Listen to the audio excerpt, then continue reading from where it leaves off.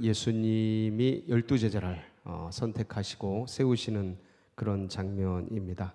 그래서 오늘 이 말씀을 통해서 인생 속에서 큰 일들 또 중요한 일들을 결정해야 할 때 우리가 과연 어떻게 해야 할까를 우리 예수님의 모범을 따라서 그렇게 또 함께 해나가는 그런 우리 성도님들, 그래서 그것이 은혜가 되고 그것이 삶에 굉장히 복스럽고 덕스러운 그런 역사로 변화되는 은총이 함께 하시기를 축복합니다. 예수님께서 제자들 중에서 12사도를 이제 부르시게 됩니다.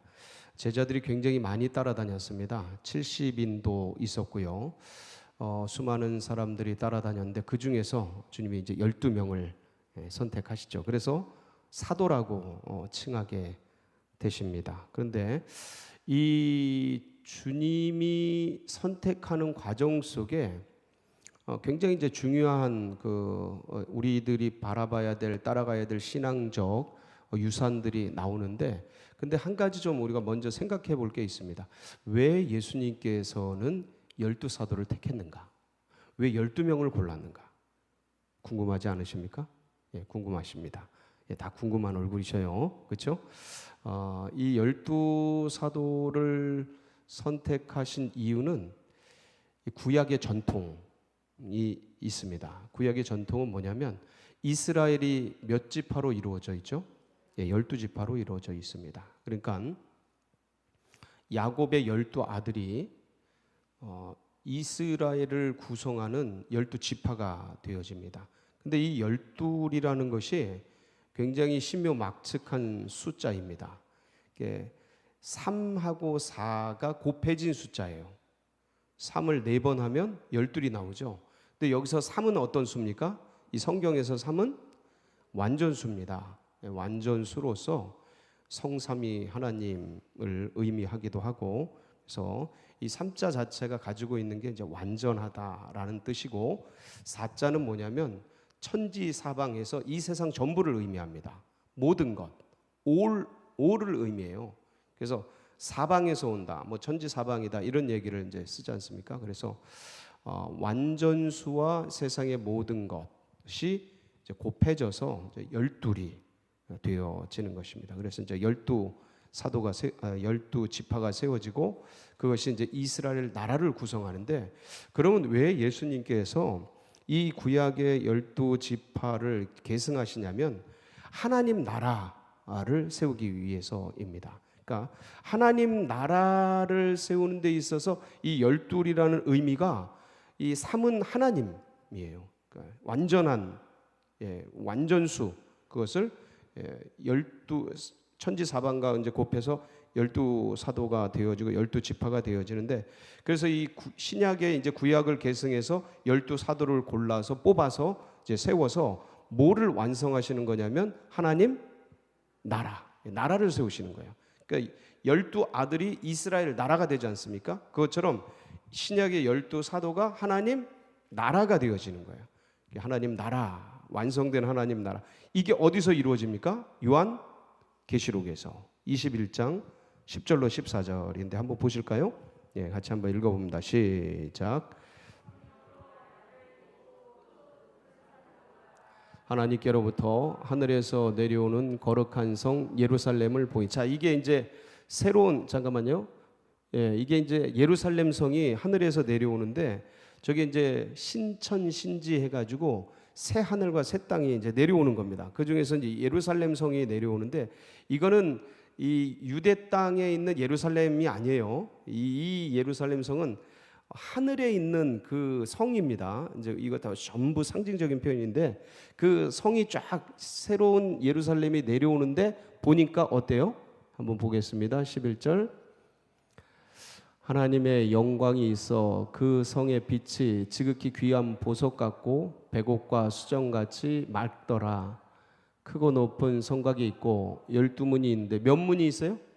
왜 12문이 있어요? 이게 하나님 나라의 상징이라니까요. 완전한 나라, 하나님 나라. 천지사방 온 모든 것이 완전하게 이루어진 그 나라, 이게 하나님 나라예요. 그래서 구약에도 그 하나님 나라를 사모했죠. 그래서 12지파로 이루어진 거고, 신약에는 예수님께서 이제 사람을 세워서 이제 하나님 나라를 완성시키는 거예요. 12사도를 통해.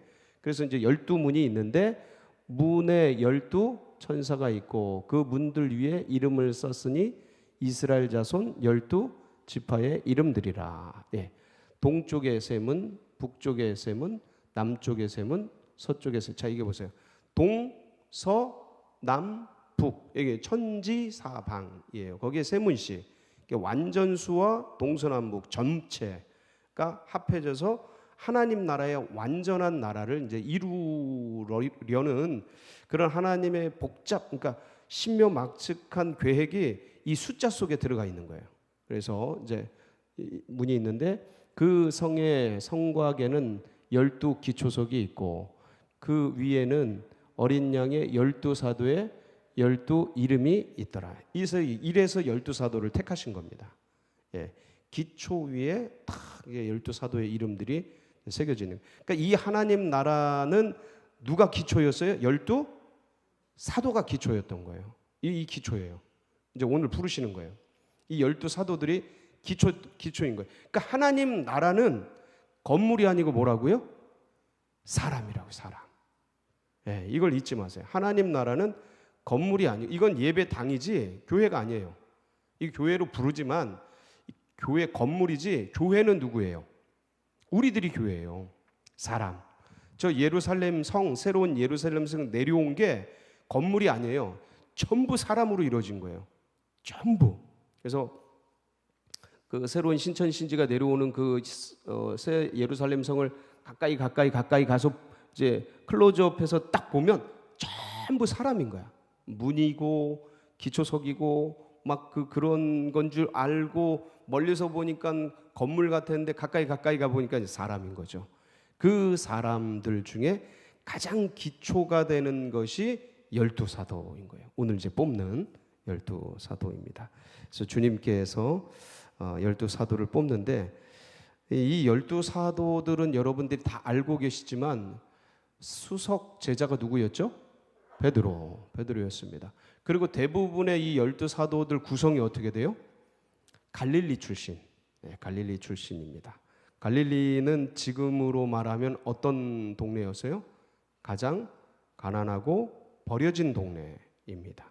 자, 그러면 왜 주님은 주님 나라 그러니까 하나님 나라를 완성해 가는데 왕의 자손들, 엘리트들, VIP들, 최고의 석학들, 어떤 학자들, 이런 사람들을 뽑으시지 않으시고, 왜 우리도 지금 사람을 뽑으면 그런 사람들 뽑고 싶지 않겠습니까? 제일 머리 좋고 뛰어나고 학식 있고 그런 아주 그냥 최고의 엘리트들을 뽑고 싶을 텐데, 주님은 전혀 그렇지 않아요. 방식이 달라요. 그러니까 탑다운 방식이 아니고 다운에서 탑으로 올라가시는 방식을 취하셨어요. 그러니까 밑바닥에 있는 사람을 데리고 최고의 하나님 나라를 만드는 구조로 예수님은 설계를 하셨어요. 그러니까 그 갈릴리의 버려진 땅, 당시에 버려진 땅이 갈릴리거든요. 저 북쪽에. 그러니까 소록도 같은데 그런 식으로 우리 가운데서 멀리 있는 버려진 땅이 당시에는 갈릴리라고 보시면 돼요. 그러니까 여기는 열심당원들의 근거지고, 왜 가난하고 헐벗은 사람들이 전투력도 뛰어나잖아요. 정부에 대한 비판, 적개심 이런 것도 많고 이제 그런 땅이었어요. 그런 땅이었다고요. 이 갈릴리가. 근데 거기 있는 사람들을 이제 뽑으셔요. 이유가 뭘까? 예. 왜 그 밑바닥에 있는 사람들을 뽑으셨을까? 왜 그러셨을 것 같아요? 예, 맞습니다. 제일 먼저는 약한 자로 강한 자를 부끄럽게 하시는 주님의 처음부터 끝까지의 한결같은 방식이에요. 죄인들을 불러서 의인들을 부끄럽게 여기시고, 약한 자를 불러서 강한 자를 부끄럽게 여기시고, 아무것도 아닌 사람을 불러서 있는 자들을 부끄럽게 여기시고, 이것은 사람이 외모를 자랑하지 못하게 하기 위해서 이러시는데, 고린도전서에 보면 이제 그 말씀이 나옵니다. 1장 26절로 29절인데 같이 한번 읽어볼까요? 시작. 형제들아 너희를 부르심을 보라. 육체를 따라 지혜로운 자가 많지 아니하며 능한 자가 많지 아니하며 문벌 좋은 자가 많지 아니하도다. 그러나 하나님께서 세상의 미련한 것들을 택하사 지혜 있는 자들을 부끄럽게 하려 하시고 세상의 약한 것들을 택하사 강한 것들을 부끄럽게 하려 하시며 하나님께서 세상의 천한 것들과 멸시받는 것들과 없는 것들을 택하사 있는 것들을 폐하려 하시나니 이는 아무 육체도 하나님 앞에서 자랑하지 못하게 하려 하심이라. 이렇게 하나님의 선택, 하나님의 구원이 나의 어떤 외적인 것에 있는 것이 아니다라는 것을 고백할 수밖에 없는 그러한 것을 이루시려는 게 하나님의 기본적인 뜻이에요. 그래서 내 힘과 내 능력이 아니고 전적인 하나님의 은혜로다 하는 이 고백. 그래서 구원에 있어서는 인간은요 절대 무능입니다. 구원에 있어서는 하나님의 전적인 은혜이죠. 그래서 내가 나 된 것은 나의 실력과 능력이 아니고 하나님의 은혜로다. 예, 이 고백이 나오도록. 그래서 이 고백은 뭐냐면 그럼 나의 연약함, 나의 미련함, 막 이런 것들을 알게 하기 위한 것이냐? 그걸 넘어서 하나님이 하나님 되게 하시려고 하는 거예요. 예, 하나님이 하나님 되게 하시려고. 그러니까 인간도요. 자녀들이 아버지가 진짜 내 아버지다라는 이 고백을 들을 때 아버지가 참 기쁘고요. 자녀들도 그때 자녀가 됩니다. 이 신비한 이게 정체성인데 우리 엄마가 내 엄마야. 너무 감사해. 하는 이 고백이 자기 자신을 만들어가고 부모를 부모 되게 해요. 자식을 자식 되게 하고 이런 고백. 이게 가장 아름다운 고백입니다. 근데 내가 나 된 것이 무슨 부모의 은혜야. 내 힘과 내 능력이지. 이 사람 교만해져요. 아주 아집에 사로잡힙니다.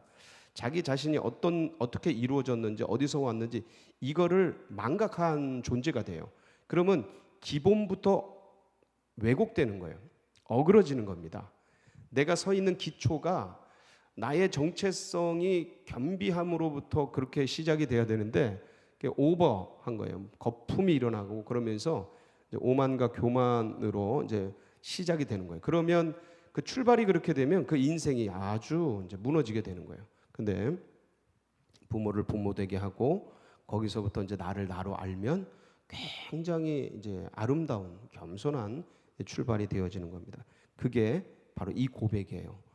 주님이 주님 되게, 나를 나 되게. 내가 얼마나 큰 죄인인지, 주님이 나를 위해서 어떤 일을 행하셨는지를 인식하고 아는 것, 이게 복입니다. 예, 이게 굉장히 큰 복이에요. 이런 말 들을 때 내가 못났다 그래. 내가 뭐가 못났다고 천한 자를 들어서 뭐 부한 자를 부끄럽게 한다 그래. 나 안 천해. 굉장히 아직 먼 겁니다. 우리 아버지가 우리 엄마가 내가 이렇게 되는데 뭘 했다 그래? 이런 거랑 똑같은 거예요. 예, 사고 자체가 망가져 있는 겁니다. 망가져 있는 거예요. 그래서 주님이 이렇게 가난한 자, 헐벗은 자, 연약한 자, 창기들, 병자들 불러서 그들로 하나님 나라를 세워가시는 이유 중에 하나예요. 이게 첫 번째 이유고요. 두 번째는 부한 자들, 엘리트들, 세상에 만족한 자들은 하나님 나라가 들어갈 자리가 없어요. 그래서 부자는 하나님 나라 들어가기가 얼마나 어려운지 낙타가 바늘기로 들어가는 것보다 더 어렵다. 주님이 이렇게 얘기하셔요. 가난한 자는 복이 있나니 천국이 저희 것이며. 예, 이 가난한 그러니까 그런 자들 속에 이 새로운 세계를 향한 새로운 나라를 향한 열망들이 있어요. 예, 그래서 그들에게 가신 거예요. 전략적으로. 이거는 굉장히 우리에게 시사하는 바가 많습니다. 상식적으로면 세상적인 어떤 기본적인 어떤 마음이라면 똑똑하고 부하고 잘났고 세상 것을 가지고 소유한 자들에게로 가서 뭔가를 세울 텐데 전혀 그렇지 않아요. 이거는 우리가 사람을 선택할 때 뭘 봐야 하는지를 알려주시는 거예요. 주님은 외모가 아니라 뭘 보신다고요? 중심을 보신다. 중심 속에 하나님 나라를 순수하게 받아들일 수 있는 그 마음이 있는 자, 이게 이제 부한 자들에게는 희박한 거예요. 제 얘기가 아닙니다. 예수님 얘기셔요. 부자에게는 하나님 나라 들어가기 얼마나 어려운지 낙타가 바늘기로 들어가는 것보다 더 어렵다 하시는데, 하나님은 다 하셔요. 이 부자라는 게 뭐 재물을 많이 가졌다 이런 일차적인 의미도 있어요. 근데 본질적으로는 마음이 부요한 사람, 세상 것으로 부요한 사람에게는 하나님 나라 영의 세계, 이 땅의 세계가, 육의 세계가 부요한 사람들은 이 영의 세계가 들어가기가 굉장히 어려워요. 왜냐하면 이미 거품으로 가득 차 있기 때문에 영의 세계 그런 거 없어도 되거든요. 주일날 이제 도마에 대한 얘기를 할 텐데, 이 세상에 실용적인 것으로 가득 차 있는 사람들에게는 영의 세계, 보이지 않는 세계, 이게 그렇게 눈에 들어오지 않습니다. 잘 받아들여지질 않아요. 그래서 하나님은 그러한 가난한 자들, 연약한 자들에게 먼저 손을 내미신 겁니다. 그리고 그들을 세우신 거죠. 자, 그러면 주님께서 이제 이 12사도를 갈릴리 출신의 대부분의 이제 연약한 사람들, 그러한 세리들, 이런 사람을 이제 세우시게 되는데, 이제 어떻게 세우시냐요? 오늘의 본질, 오늘의 제일 핵심은 뭐냐면 주님이 어떻게 세우시냐. 12사도를 세웠잖아요, 오늘. 그래서 권능을 주시고, 그래서 이제 복음을 전하게 하시는데, 어떻게 세우셨냐? 처음부터 주님이 12사도를 세운 게 분명히 아닙니다. 그래서 제자를 먼저 부르셔요. 쫙 베드로, 야고보, 요한 쫙 부르시고 많은 제자들이 주님을 따르죠. 그리고 이제 어느 날 주님께서 12사도를 세우시는데, 그 사람들, 자기를 따르는 사람들 중에서 고르게 되죠. 근데 고를 때 어떻게 고르시냐면 기도하셔요. 어떻게 기도하셔요? 누가복음 6장 12절로 13절을 한번 보시겠습니다. 시작. 예수께서 눈을 들어 제자들을 보시고 이르시되 너희 가난한 자는 복이 있나니 하나님의 나라가 너희 것이며. 여기 누가복음 12장 13절 맞아요? 6장 12절 13절. 12절 13절 시작. 이때 예수께서 기도하시러 산으로 가사 밤이 새도록 하나님께 기도하시고 밝음에 그 제자들을 부르사 그 중에서 12를 택하여 사도라 칭하셨으니. 자, 뭐 하셨다고요, 주님께서? 12절. 이때에 예수께서 뭐하러 산으로 가셨어요? 기도하시러. 자, 그리고 어떻게 밤이 새도록 하나님께 뭐 했어요? 기도하시고 밝음에 그 제자들을 부르사 그 중에서 12를 택하시고 사도라 칭하시게 됩니다. 예수님은요, 잘 생각해 보세요. 예수님은 기도하실 필요가 있으신 분이에요? 안 해도 되시는 분이에요? 여러분, 우리가 이제 신앙생활을 해보면 해가 가고 달이 가고 연륜이 깊어지고 그러면 신앙생활을 오래 하다 보면 기도 생활을 어느 때는 간과하게 돼요. 갈수록 이게 신앙이 깊어지고 연륜이 깊어질수록 기도의 깊이가 깊어지고 기도의 시간이 많아지고 이래야 되는데 사실 그렇게 잘 안 돼요. 그런 분들은 100%의 성도들 중에서 2, 3%가 될까 말까예요. 그렇게 되는 게 확률적으로 점점 생각으로 다 해요. 뭐로 다 해요? 생각으로 다 해요. 그냥 익숙해진 거죠. 기도했다 치는 거죠. 그냥 왜냐면 그게 이제 하도 경험이 많아지고 반복이 되고 이제 익숙해지고 습관이 되어져서 기도를 특별히 안 해도 웬만큼 다 알거든요.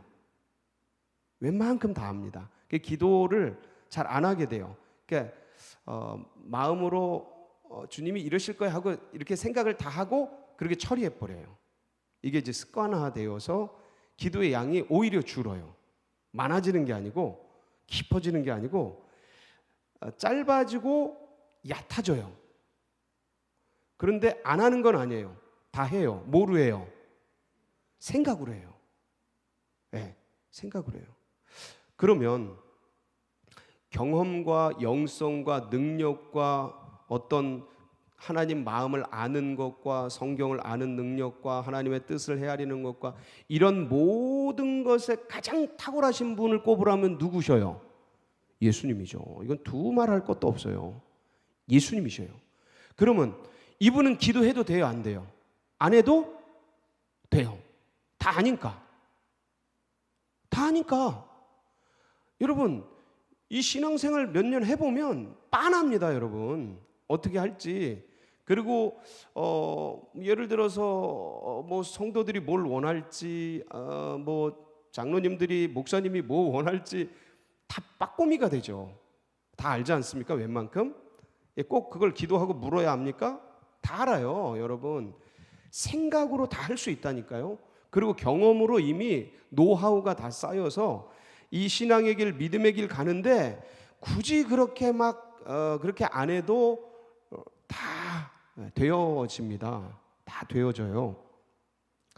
그런데 그렇게 할 수 있는 분 중에 최고의 분이 누구냐면 예수님이란 말이에요. 주님은 다 알고 있고 주님 마음도 하나님 마음도 알고 있기 때문에 특별히 그렇게 이제 막 기도하고 막 이러지 않으셔도 된단 말이에요. 근데 주님이 산으로 올라가신 목적이 뭐라고요? 뭐 하러요?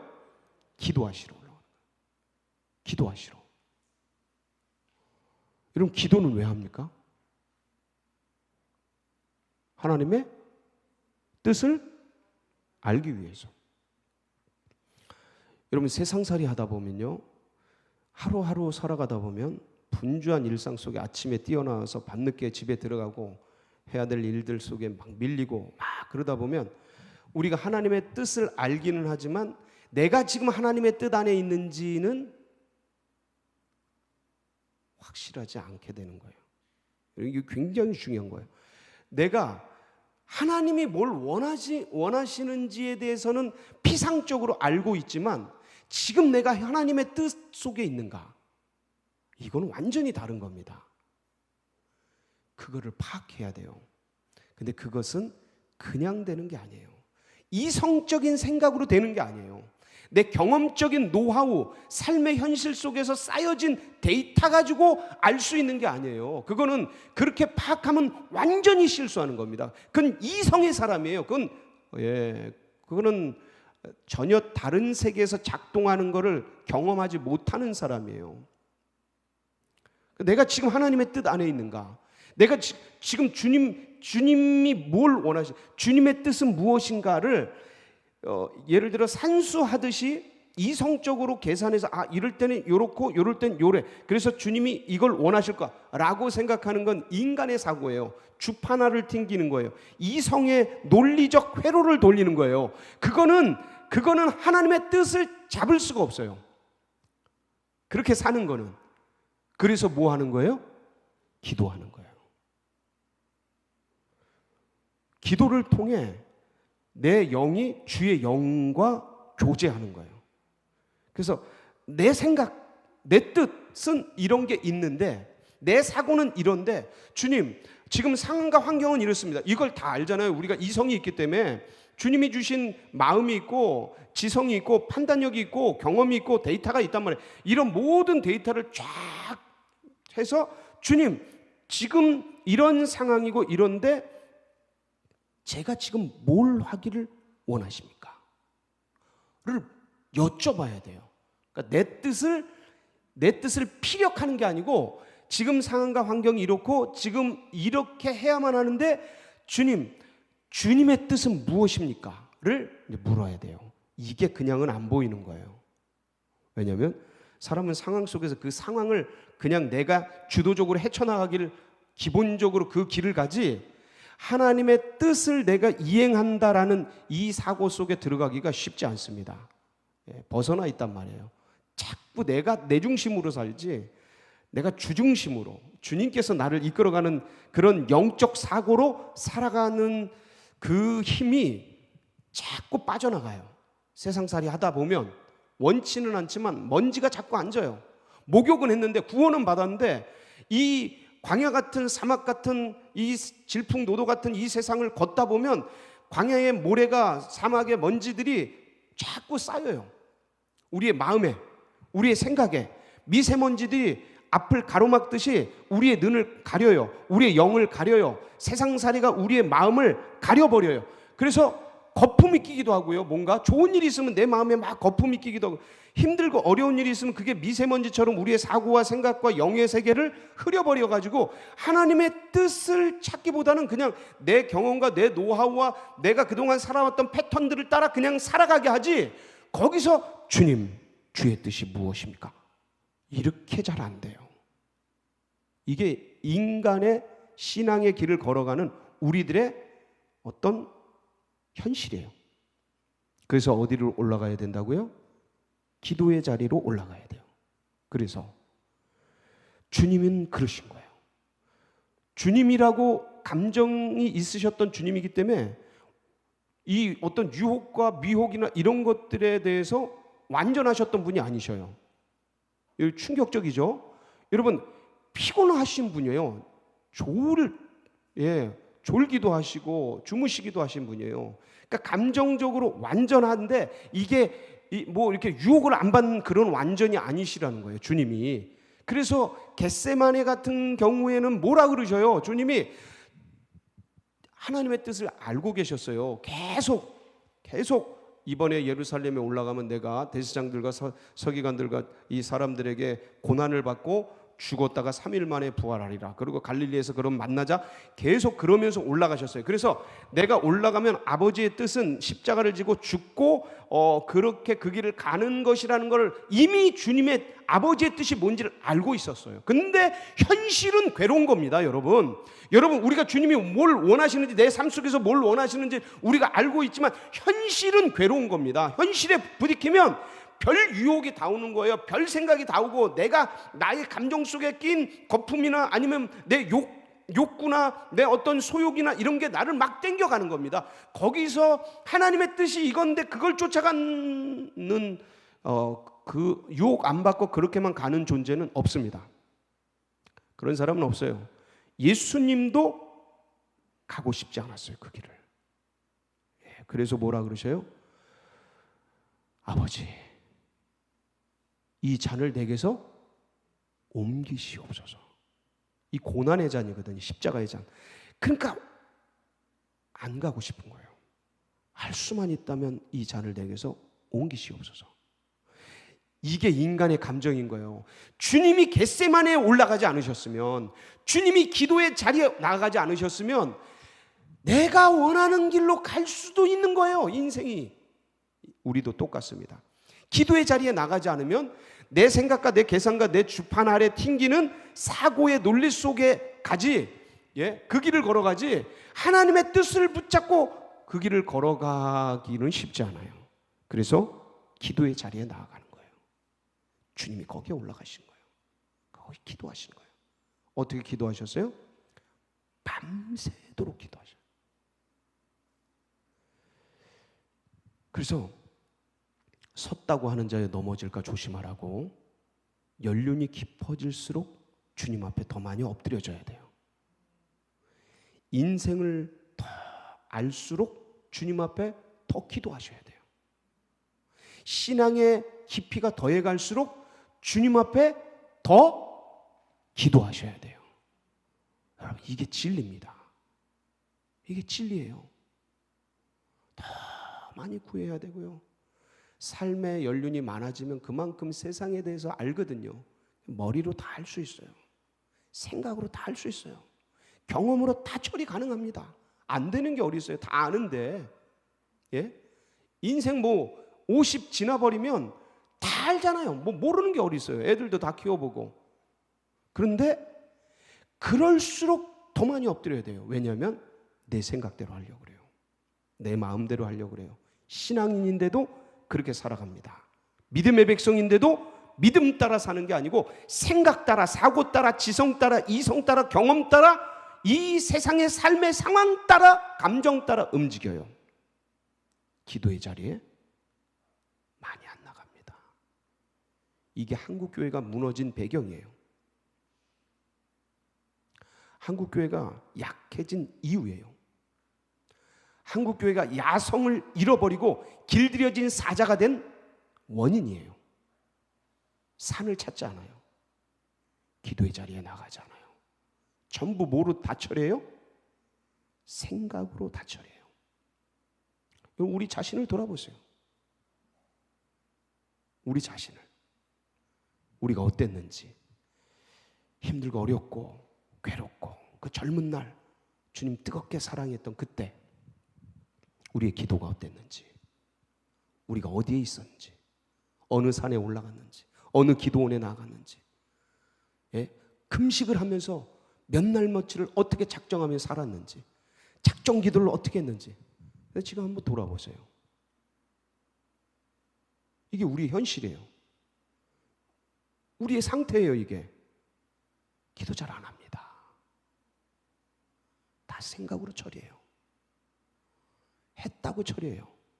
잠깐 주님 알죠? 그리고 끝나요. 그리고 끝나요. 가벼워지는 거죠. 영성이 가벼워지는 거예요. 세월은 가고 신앙의 연륜은 많아지는데 영성의 깊이는 얕아지는 거예요. 영의 세계 지경이 확장돼야 되는데 영의 세계가 아주 그냥 갇혀지는 거예요. 좁게. 그리고 거기서 다 끝나는 거예요. 그래서 주님은 이제 산으로 올라가셔서 밤새도록 기도하십니다.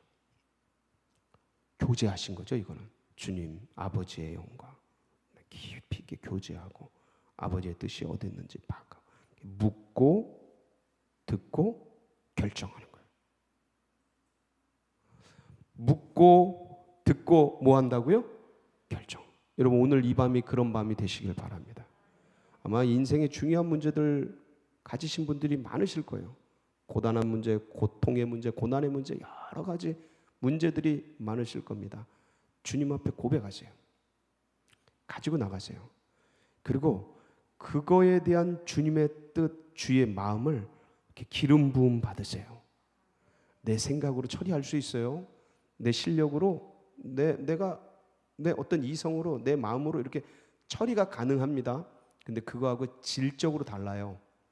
주님이 기름 부어주시고 주님의 영과 우리의 영이 교제하면서 나오는 그 은혜는, 그 결정은 질이 달라요.